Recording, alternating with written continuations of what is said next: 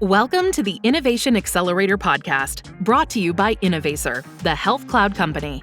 We're on a mission to connect and curate the world's healthcare information to make it accessible and useful. With Innovacer, everyone works in the service of patients like never before, as one. Visit us online at innovacer.com. Well, hello, everyone.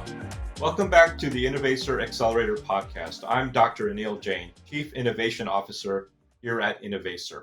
Today, we'll be talking about digital transformation with Sri Bharadwaj, the Vice President of Digital Innovation and Applications at Franciscan Health, a leader in integrated healthcare in Indiana and Illinois. Now, Sri, before we get started, can you please tell our listeners a little bit about yourself? What is your role at Franciscan Health? What you and your team focuses on every single day, and maybe touch a little bit upon your career journey in terms of how you got to be where you're at today. So, thank you, folks, for joining in. Anil, thank you for the opportunity. I started at Franciscan Health about a couple of years ago, just about as we were getting into COVID. It was a very interesting time. I did not know COVID was going to hit. It was just an event at that time. I started with a situation where we were trying to pull together a digital health strategy. There were several initiatives underway in some respects, but not fully baked in. So we spent some time in the first early part of the time doing that. Franciscan Health is a 12-hospital system based in Indiana and Illinois. Many of our hospitals have been renewed in the sense they've gone through a refurbishment, and some of the hospitals are really edging into the digital age and trying to pull stuff together and make things happen with them. What I came to do, Franciscan, I came from University of California, Irvine, which is a academic medical center, part of the California health system, and did a lot of innovation stuff there. And this kind of brought me to Franciscan. Prior to that, over years, did some consulting work with big names like Deloitte for the Fortune 500s. And then did some work for SAP, United Health Group, and then other providers, product groups such as Geisinger Health Systems. When we came into Franciscan, we started thinking through what digital innovation is, what digital transformation is, and we pulled together a series of slides, of course, and a set of group of leaders, both on the physician side as well as on the administrative side and technology. And we started drafting out what our strategy would be for the next few years. That's how we started with our transformation efforts on the digital side. That's great. Now, let me follow up with you about something you mentioned around digital transformation. Tell me why digital transformation is simply not digitizing information and making it available. What is the transformation component of what it is that you and your team does every day? That's one part. So just help us understand the difference.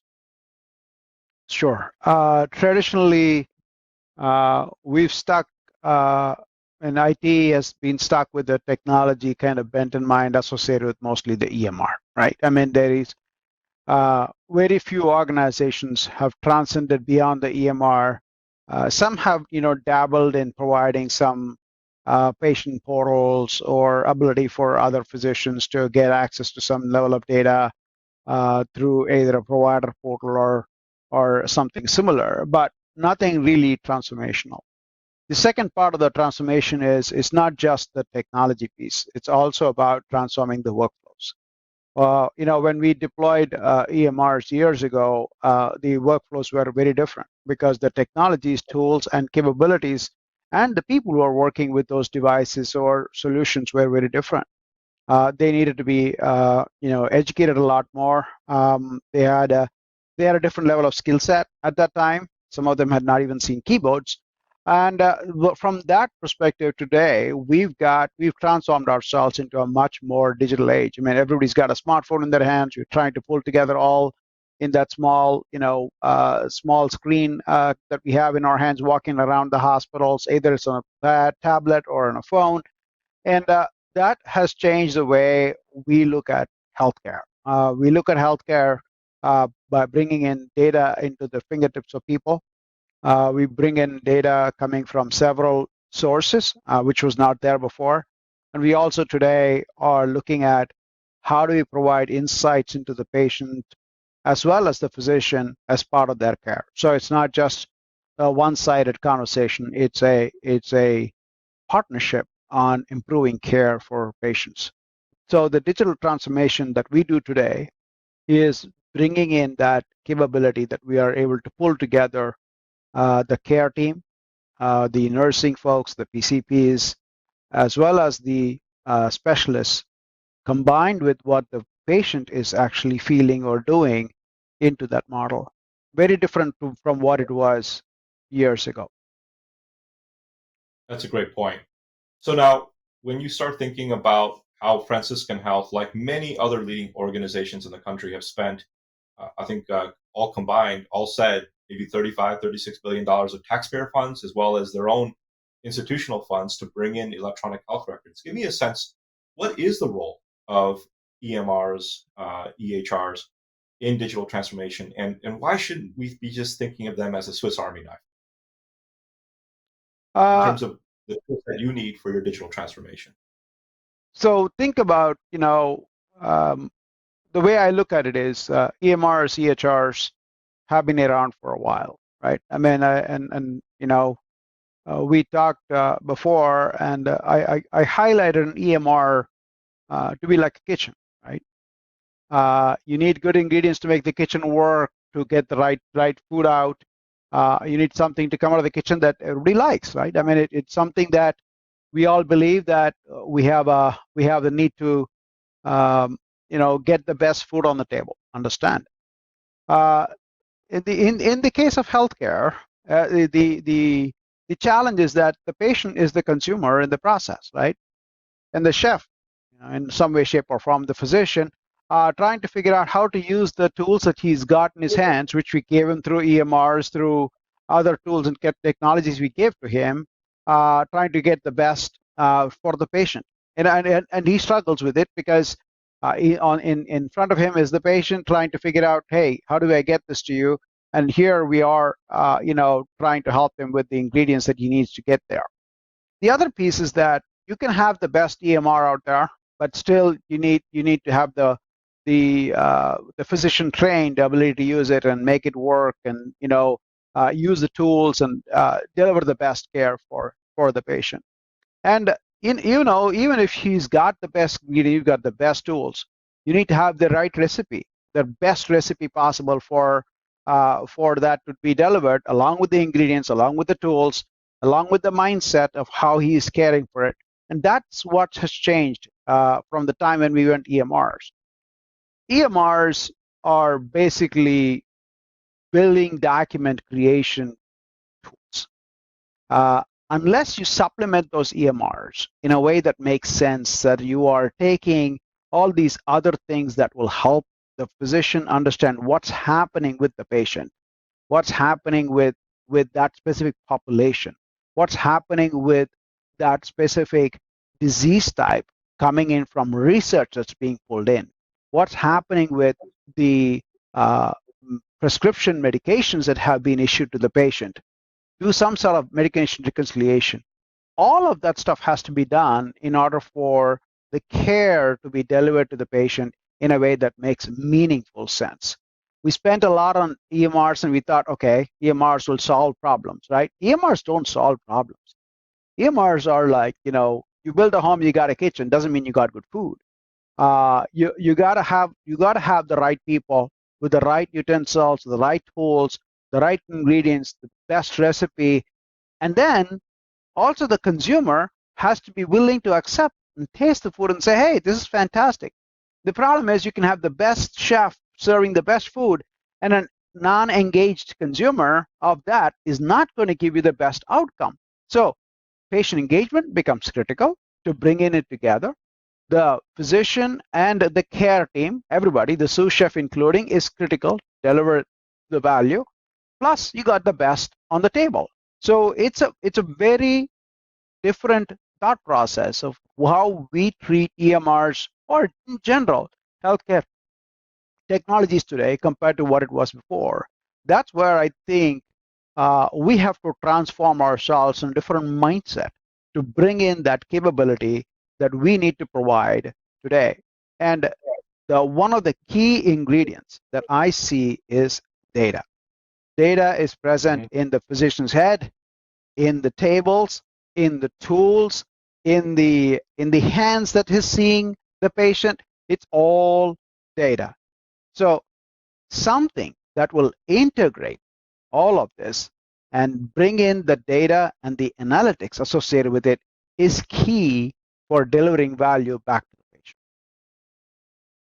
So you made a really interesting point about the patient who is the consumer in this journey, and you talked about the physician. And I was a primary care doc for years in a prior life, and as the chef working in a kitchen with recipes.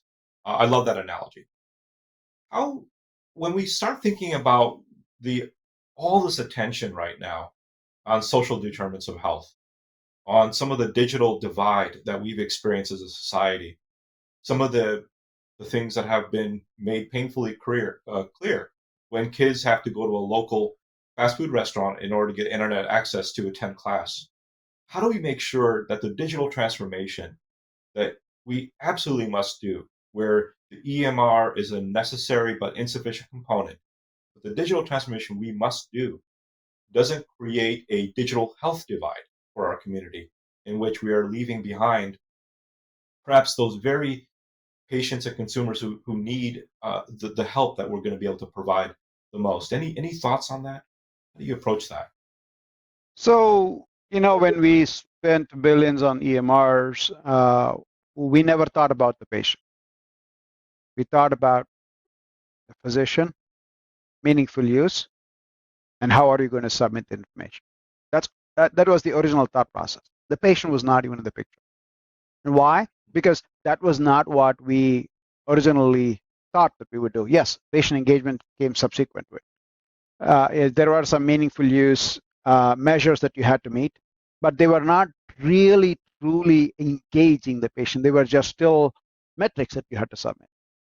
When you look at it, that by nature of the way we used the solutions at that point in time were part of the creation of the digital divide, right? We have patients who may or may not have the tools, who may or may not have access to the tools, who may have the tools but not have the right mindset to even have the access, or who may have the right mindset to have the access, but the data that is delivered to them may be insufficient for them to understand it. So think about all of those ramifications of what the patient is going through, the consumer is going through.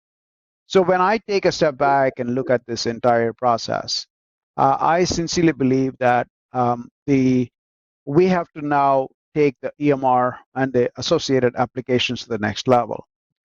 We believe that we have to bring the patient into the conversation. We believe that we have to make sure that as the patient is engaged, we give him meaningful information that makes sense for him, and also create a level of, I would call it coaching, education around how they can use these tools, because at the end of the day, they will become the reason why we exist or we don't. So that is the way I believe that we will transform not just the one side of the physician or the health system side, but also the patient side, to remove those digital divide. And the other piece that I'm beginning to sense is that areas such as social determinants of health provides us with the right picture of the patient. And that picture is extremely critical for us to figure out how we interact with specific populations that have the need to understand a little bit more about what's happening within themselves. But not only that, how are we helping them get better? That's the other piece that we need to be able to educate and train folks on. So I see that to be a critical job of our healthcare system going forward. Sri, with that, do you see the healthcare systems, perhaps even your healthcare system, in the future, making sure that they are able to supply those tools and technologies that their patients will need in order to embrace the full value of the digital health transformation that's ongoing? I would imagine that as health systems take on more and more risk, where they're on the hook for keeping their population of patients healthy at an efficient manner, that perhaps deploying tools and technologies to them, if they don't have broadband, if they don't have computers in their home, if they don't have a mobile device, what do you see the role of the healthcare system of the future being in that picture? So let's think about this, right? Now we've got to engage the person, the consumer. Mm-hmm. I mean, everybody's a patient only when they see the physician. The minute they walk out the door, they're no longer a physician. They're no longer a patient. They are actually a consumer. They're a person. We have to look at whole person care.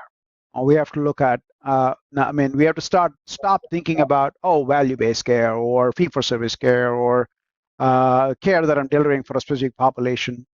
Now let's look at the whole person. The whole person care is how we are going to be able to look at this going forward. And it's something that I've been talking about for quite some time. Take the physician who's seeing a patient as a PCP in his clinic to a physician who's seeing a 85-year-old patient in a skilled nursing facility. Both of these people are persons at first, at heart, emotional, valuable, and understanding with what's happening with their environment. So let's take those two personas when I look at it, right? And if you take any person with that persona, there is going to be some level of divide. The person who's a 28-year-old who's been seen by a physician as a PCP may have all the tools, capabilities, knowledge, and even some respects, understanding of his care by what he gets on his phone. The person sitting in the bed at 85-year-old in a SNF may or may not understand it, or he could understand it, or it's something that's happening, but he may not be able to fully comprehend everything that is happening. Those two people are still personas. They both have a whole person level of care. The 28-year-old is able to understand what's happening, but the 85-year-old may not be as much. Now, when you look at it, right, you want to be able to cater to that population both ways. What we are doing from a Franciscan health perspective is we understand this divide. We understand our patient populations. So we are looking at trying to figure out how do we bring care to them? How do we bring a level of comfort to them, right? So what we are putting together is what we call pods, where we have a patient in the center and all of the capabilities that surrounds the patient, a physician, a specialist, a nurse, a nutritionist, a primary care physician, some maybe, a son, daughter, whoever that is taking care of the patient as well, all coming together and keeping that patient in the center. That mindset of keeping the patient in the center is important. Why? Because not all the time the patient understands what's happening, and more importantly, several situations where the patient does not understand has to now have the care team explain and help coach and manage that process. This is where we have to start thinking a little bit outside the box as we do this, and that's where we are going with our transformation on the Franciscan side today, both for at-risk populations and for populations that are, in our what I would go back to call fee-for-service medication. That's a really interesting model. So these pods that bring the care team together with the caregivers, it's a very sort of patient-centric way of going about this. When you think about the clinicians in these pods, how well do you think they're ready for the digital health tools that are going to be required of them? One of the things that, being a health IT company and working with lots of clients, they say, please don't add to the burden we already experience from technology. So how do you balance out the pods who are managing these different groups of patients and all the tools that they're going to be using, making sure that we're not contributing to the burden that they're experiencing? We see sky high burnout rates among clinicians. Any sense of how you're approaching this, or any thoughts in general about how do we prevent further burnout while at the same time trying to promote the appropriate use of digital health technologies in order to reach the patient where they're at? And it sounds like your pods are a perfect model for understanding some. So when we look at this, when we look at experiences, we have a three-pillar experience. One is the patient experience, one is the clinician experience, one is the employee experience. Just think about it in a different form. And all of these are digital experiences that we are putting to place. Patient experience is something that we provide to the patient either through an app or communication that's sent to them, or simple stuff like text messaging or whatever that is. That's a different level of engagement that we have with the patient, what their experience is, interactions, and so on and so forth. The clinician experience is about removing the death by 1,000 clicks, right? I mean, we've heard this phrase a million times now. Sure. We believe that there is an overburdening on the physician to do coding, to do documentation, to maintain what information is there in the EMR, because that really helps to manage the process.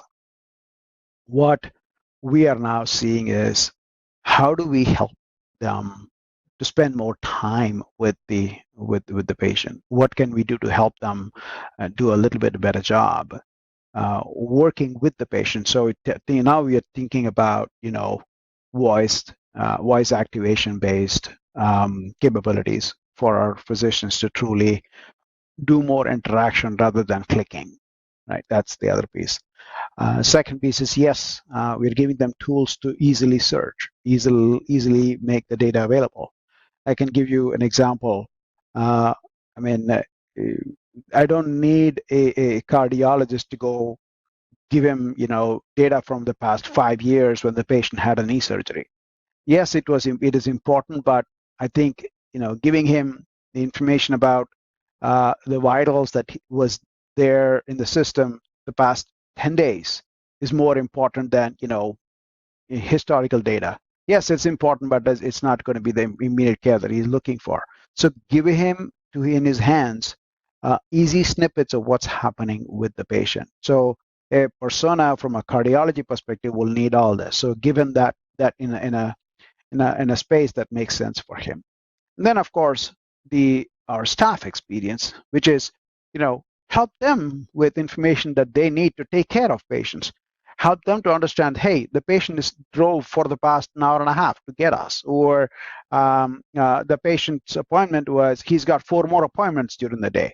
Stuff like that, which will help the staff understand what's happening with the patient, not just the day or the day before, or what's happening before from there. So I think when you look at those 3 experiences and influence that through some sort of a digital experience or digital input, that will help with the overall what I call the healthcare experience that we have for the patient.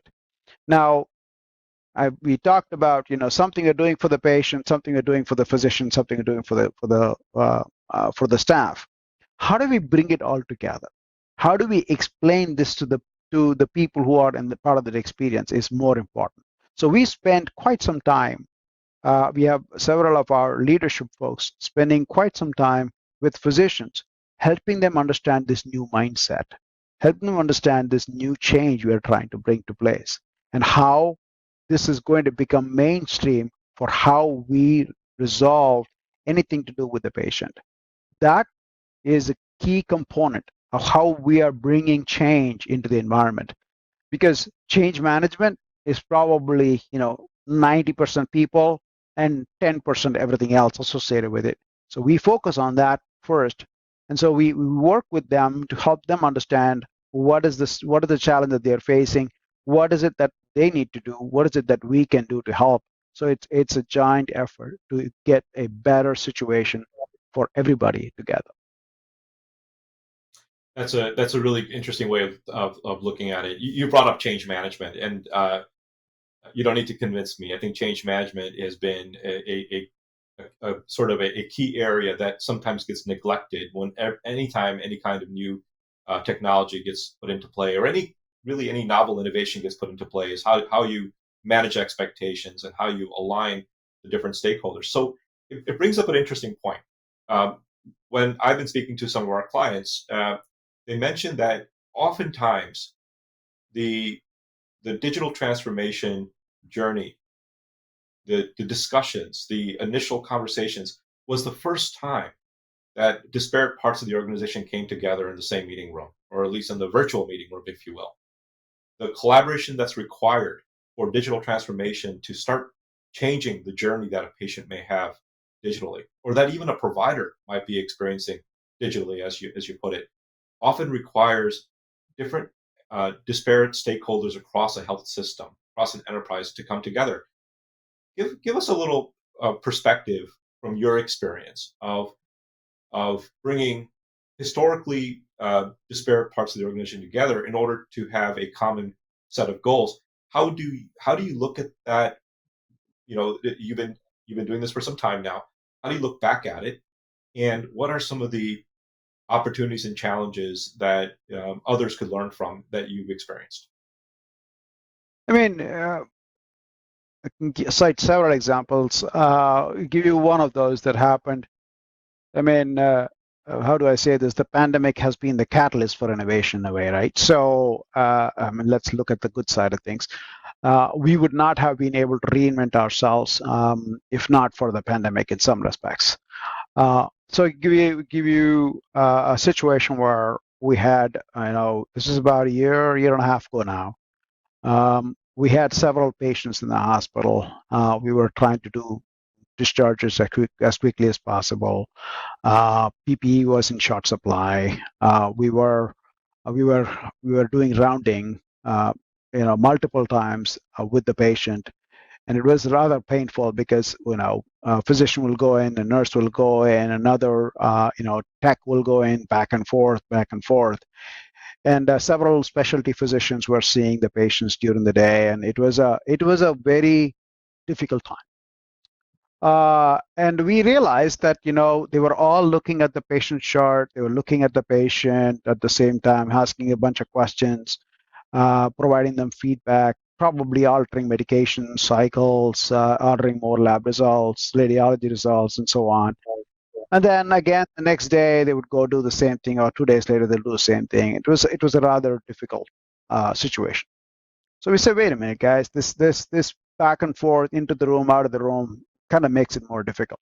So what we did, we brought the specialists, a cardiologist, a pulmonologist, intensivist, a hospitalist, and even the PCP, all into a conference room, and I'm talking about virtual conference room. Some of them were there in the hospital in a conference room, some of them are virtual. We brought them all into one single, what we call interchange of ideas. As they looked through the patient chart and as they walked through the stuff, they were doing, dynamic diagnosis from that physician's perspective. From a patient perspective, we had a video visit mapped to the patient. The patient was, one of the nurses walked into the room with the PPE. We got an IV pole, stuck an iPad on the IV pole with a plastic sheet, those that you get from dry cleaners, and removed those plastic sheets, put them a new plastic sheet, moved room to room, and within a matter of half an hour, we saw 6 patients, virtually, of course. And they all had seen 6 patients. It's never happened as that fast as ever in the rounding process in the hospital. Not only did that help from a rounding, PPE savings, pain to the patient, pain to the physician, all of that stuff, it actually improved ability for them to, because they were now interacting in the room, which never had happened before. It was always rounding after rounding after rounding. And this was like, what we would call intelligent virtual rounding capability that brought together several clinicians together, but at the same time also reduced length of stay for us.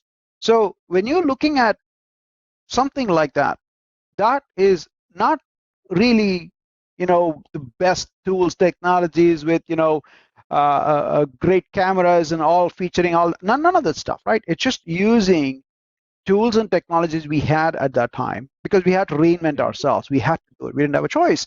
So we brought them onto a Teams, which was our platform, to bring them all together. We did this. We got the benefit out of doing that. We talked to the patient. The patient's like, I'm happy because I'm not being bothered by so and so and then the so and so and then the so and so back and forth. The physicians were like, look, we had to set aside this 30 minutes or half an hour, 40 minutes or whatever that it takes to get to do this. They had to do it. Yes, it was difficult initially, but then they made it happen. That is the kind of thing that you start doing across the health systems. Imagine how much time, days, and pain you save for patients. That is what I would call the best benefit of doing something like this from a digital transformation perspective, bringing people together who would not have come together before, delivering something to the patient which was easy, understandable to them, while at the same time making sure the best care was provided for the patient. Yeah, that's a really, really good story in terms of how you kind of mentioned it earlier, but the COVID pandemic has catalyzed the digital transformation journey that you were on, and you mentioned virtual care, whether it's actual telehealth visits or whether it's virtual rounding. The idea that a virtualized experience could have similar or nearly similar outcomes, I think is very impressive. And the fact that you actually were able to reduce the length of stay tells you that you're measuring the impact of that transformation. When you think about the COVID pandemic and the catalyzing of transformation, as you said, what other areas do you think it's accelerated? And then what areas do you think it's completely disrupted, where it's not about putting, catalyzing something that we'd already been on, but made it faster, but something that you just never expected that healthcare would have embraced had it not been for the pandemic. Do you have other examples in addition to the sort of the virtual care aspects of what we just discussed? Sure. Another example. We had a patient who did not have internet in his house, but he was willing to drive. But he didn't want to go and see his physician inside the hospital or inside the clinic. And guess what? He came to the parking lot. The nurse walked out, gave him an iPad. He did a video visit from the parking lot using the Wi-Fi from our system. He had the visit, went back home. On the way home, he picked up his drugs from CVS, and guess what? That would have never happened in the history in our past lives. Never would have had that been a situation would have happened for a patient to be able to see his physician in the toughness of times to get stuff done. That would have happened never. The other thing would have not happened is bring in 10 docs into one room and have a conversation about a single patient. Yes, they do a lot of these roundings together, but they don't round on the same patient at the same time together. That's not something that's easily done. That's the other piece. Then the last piece, of course, is that patients are now willing to accept the fact that their physician can see them remotely, which was definitely a very big discussion point. That is definitely happening. And then lastly, from the data side, I think having the right data at the right level of care is extremely important. Data around, supply chain, vaccination, PPE, information that can be given to them in a piece of, in a dashboard, deliver that to them in their hands through some sort of an alert that's coming through their mobile phones. Data that is validated, vetted across the board with other data elements that will bring together and do some kind of an AI type of capability. All of that stuff is very new, very bright, very futuristic that we would not have had. So I think those areas are where we have seen a level of shift from what we used to do before. Your standard fee for service has changed to more value-based care, because now we can see that there is value in doing things differently. And even beyond that, home-based care is next, the big thing. I mean, hospital at home is becoming the big next thing that we will do. We actually have hospital home where we are discharging patients to their home, but they are still in the hospital, right? So it's a very different mindset, very different capability that we have now brought to bear at this time. We could not have done otherwise. So then I have to ask, I mean, these are all very ambitious changes, transformations that are happening. Where do you get the funding? Where do you find the talent to go on this journey with you as you transform? Any sense of, number one, maybe you could say, Anil, it's not a problem. We got plenty of people who know how to do this. We got plenty of funds for this. But often I hear that it's not the case, that we we need more talent and we need more funding. Give me a sense of what your experience has been like, and what advice would you have for others who are embarking on this? What have you found that works in terms of finding the right people and in terms of getting the funding to do this digital transformation for health systems? So, two aspects around talent. We all now talk about the Great Resignation. The number of people leaving healthcare is triple the time what was before. We will not have the right people to make it work. We don't know how we are going to retain the staff. Lots of questions about just the talent. And my point is, start looking from within. Let's look at the people in the organization. Yes, all of them have that need to come into work and do a good job. That's how people are typically tended to behave. But beyond that, find those sparks in people who have that inclination to change, who have that inclination to do something different, who have come through during these times to do something above and beyond what they've done before. Take those people, encourage them, give them the platform, give them the pathways, allow them to explore. Look at innovation as an opportunity, not as a thing that you write on the wall and somebody else reads about it and that's about done. Think about how you can take it from the grassroots. Find those nurses who are more attuned towards making that change happen. Every organization has those people. Every organization can go find those people. My position is, let's gravitate towards those people who have delivered the best care to our patients in the most toughest of times. Give them the opportunities to help them leverage that talent that they have. That talent not many people have. So let's encourage that talent. Let's bring that talent.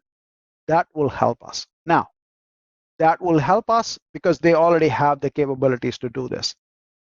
When you bring that group of people together, when you bring that like-minded group of people together, you don't need to have a heck of a lot of funding, but that is an important factor. Yes, funding comes to become a big portion of it. Think future. Think about the hospital of the future. Think about hospital without walls. Those kind of capabilities require different levels of investments, and those investments bear fruit. I mean, we've seen time and time and again. Take what Geisinger has done in advanced medicine. Take what Mayo has done. Take what Beth Israel Deaconess has done. There's so many examples out there. Take any of those. And yes, the investments have to be made in order to recoup the results, but those investments are critical to make things happen. And utilize current people, develop them, help them. Yes, the olden days of doing something like this was difficult to do, but break barriers, allow them to glorify themselves, move forward, embrace technology, embrace innovation, and embrace your people. I think the industry will come together to deliver a better solution beyond what we had when we had gone through COVID. Well, I think that's a great point, and I certainly appreciate you partnering with us on some of the digital transformation work that you're doing. What other thoughts do you have for our listeners as and viewers, our audience, if you will, around digital transformation and the journey that you've been on at Franciscan Health, but also your understanding of the industry itself? What parting thoughts do you have for us? I think people have to begin to transcend beyond the EMRs, the EHRs. People have to realize, genomic data, data from patient-generated health data, data from other sources become more important to healthcare rather than just the data that's in the health system. We all know, right? I mean, 85% of the healthcare data is outside healthcare. So let's try to see how we can bring that together, how we can start harvesting that data, creating a level of ability for that data to be used at the hands of those people who need them, not necessarily physicians, but even that nurse out there. Can we provide them a small note on the side saying, hey, this patient came in, has been driving for the past 45 minutes? Gives that nurse that understanding of what's happening with the patient. Maybe the patient wants to go to the bathroom because he's been driving for 45 minutes, a diabetic patient. And stuff like that will help provide the front end facing person with that snippets of information to make care more easier, and just provide that person saying, hey, this patient has been here every day for the past 4 days. This is an oncology patient that is going through this kind of pain. So those are the kind of things that will engage differently from a care perspective. Also provide the physician with information in a snippet type form. Don't jar him with, start looking at searching for everything that's possible in the EMR, because you will never get what you want. It's so vast. But take all of that information, provide it in snippets, not jarringly in front of them through alerts, because best practice alerts goes click, click, click, and you're having the same problem. Make it in a way that is transparent, make it in a way that is easier to be consumed, make it in a way that is engaging, and engage them as you put those things in front of them. So they become part of the solution, not the problem that you're trying to solve. That's where my goal would be. Focus on a platform that will bring data together, digest the data, create snippets, deliver snippets, engaging with the physician, engaging with the patient, delivering better care with all of the information that's available in the system and outside the system. Well, with that, I hope our listeners enjoyed our conversation as much as I did. I think you did a fantastic job of making a very complicated topic easy to understand, or at least easier to understand. Well, thank you so much, Sri Bharadwaj, Vice President of Digital Innovation and Applications at Franciscan Health, for taking the time to chat with us today about both the digital innovation work that you're doing and also the transformation that you are seeing in the healthcare spectrum. Now, for our listeners, don't forget to check the episode notes for links to resources and contact information related to today's episode. And stay tuned to the Innovator podcast for more shows covering the healthcare IT topics that you all care about. For more information on this and other healthcare IT topics, please visit innovator.com. I'm Dr. Anil Jain, and I hope you have a great rest of your day. And stay safe, and please keep up the good work that you do. Thank you. Thank you, Anil. Really appreciate the opportunity. Thank you. You've been listening to the Innovation Accelerator podcast, brought to you by Innovator, the health cloud company. Don't forget to check the show notes for links to related resources and other information. And stay tuned to the Innovation Accelerator podcast for more programs about the healthcare IT topics you care about. Accelerate your transformation and build the future of health on the Innovator Health Cloud. For more information, please visit innovator.com.